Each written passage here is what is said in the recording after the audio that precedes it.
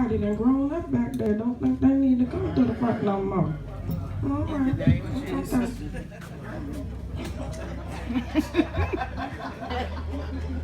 Thank you, Pudding. Good morning, church. Palm Sunday. Palm Sunday is also known as Passion Sunday, which starts Holy Week, the week before Christ's death. Now, I really wanted to do this because I always ask myself the question, why do we wave the palms? So when I was a child, I thought they waved the palms to fan Jesus because he was hot. I didn't know. So I thought maybe you all might have had the same question. So there are a couple of reasons why we wave the palms. One is that it was common practice in the ancient world to welcome in a king or a war hero. They would lay the branches down on the road so that the king or the war hero could walk or ride on them. It's the same thing we know today as rolling the red carpet out.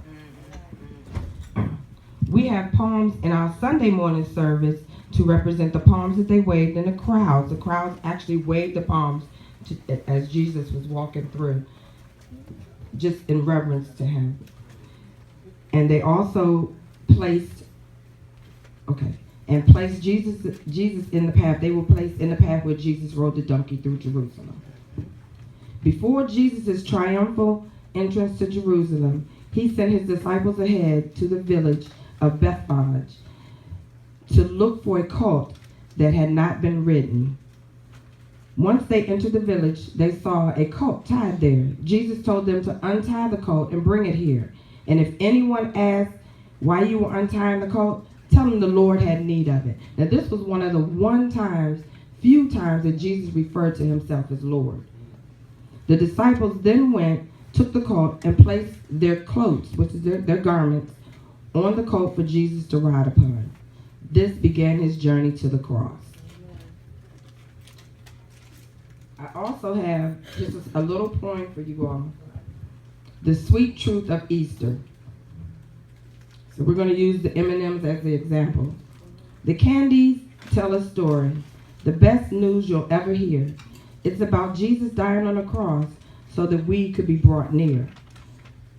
So hold them and turn them and you will see. The M becomes a W and the E becomes a 3. The E stands for Easter, God's everlasting love, his eternal plan.